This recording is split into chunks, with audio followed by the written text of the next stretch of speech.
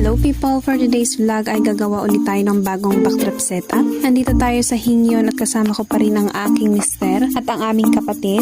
Siya muna ang magbabantay sa anak namin habang kami nga ay busy sa pag-aayos ng backdrop. Kung nakikita ninyo ang batang palakad-lakad lang dyan sa video, siya yan. Malapit na din mag-2 taon kaya kita nyo naman sa video kung gaano kakulit at hanggang ngayon hindi pa rin pwedeng maiwan yan sa bahay. Pero syempre kahit ganun ay kailangan grind lang ng grind para kahit papano ay mabuhay naman tayo sa mundong ibabaw. Char! Alas 2 na ng hapon nang makapag-umpisa kami dahil katatapos lang ng isa pang gig natin sa Lagawe.